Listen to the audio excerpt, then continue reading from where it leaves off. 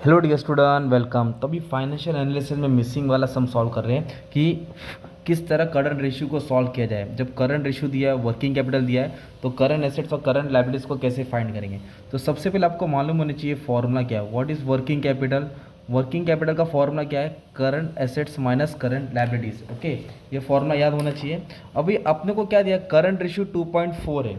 मतलब 2.4 मतलब ये है, इसका मतलब होता है 2 पॉइंट सॉरी ऐसा दिया है 2.4। हाँ, ये ऐसा नहीं है, 2.4 करके लिखा है। मतलब करंट लायबिलिटीज एक है और करंट रेशियो 2.4 है। तो ये कंडीशन याद करो, current liabilities is equal to current assets. तो जो करंट लायबिलिटीज है वो करंट एसेट्स का 2.4, मतलब ये 1 रहेगा तो करंट एसेट्स इस तरफ से इतना रहेगा। तो कितना सॉल्व करेंगे, कैसे सॉल्व करेंगे, तो ये कंडीशन याद करना है। तो वर्किंग कैपिटल 2,80,000 दिया है, आप लोग इधर 2,80,000 लिखेंगे। ये जो करंट एसेट्स है ना, इसको एज इट इज रखना है। और ये जो करंट लायबिलिटीज है ना, इसके जगह पे अपने को क्या डालना है, करंट एसेट लिखेंगे और क्या लिखेंगे 2.4 करंट एसेट, और जो करंट रेशियो वो नीचे आएंगे। तो मतलब जो लायबिलिटीज एक है तो करंट एसेट 2.4 है। अब इसका कैलकुलेशन का पार्ट बहुत इंपॉर्टेंट है। तो ये 2,80,000 है। तो आपको क्या करना पड़ेगा, सबसे पहले मालूम है, जो करंट एसेट्स है ना ऊपर कॉमन लिखेंगे और ये जो नीचे 2.4 है नीचे लिखना है। अब ये 2.4 को ना हमेशा ना 1 से माइनस करना है। ये जो भी नीचे रहेगा पॉइंट में 2.4, इसको आपको 1 से माइनस करना है। तो 2.4 को 1 से माइनस करेंगे तो आपका आंसर रहेगा 1.4। अब इसको आपको क्या करना है, क्रॉस मल्टीप्लाई करना है। 2,80,000 है तो 2.4 ऊपर आ जाएगा और 1.4 नीचे आएगा।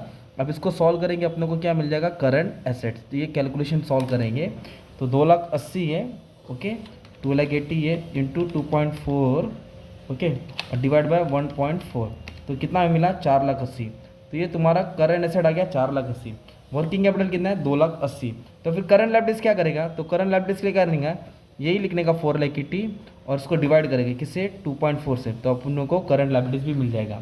तो 4,80,000 को 2.4 से डिवाइड करेंगे तो 2,00,000 तुमको करंट लायबिलिटीज मिल गया। और आप लोग आंसर को वेरीफाई भी कर सकते हैं, करंट एसेट और करंट लायबिलिटी इन दोनों को माइनस करेंगे, ऑटोमेटिकली आंसर तुम्हारा आ जाएगा।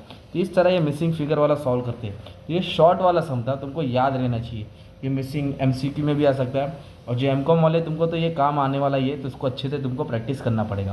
बाकी अलग अलग जितना भी मैं कोशिश करता हूँ कि अच्छे से सब सम सॉल्व करा दूँ ताकि तुम्हारा डाउट क्लियर हो जाएगा। Thank you very much and all the best for exam.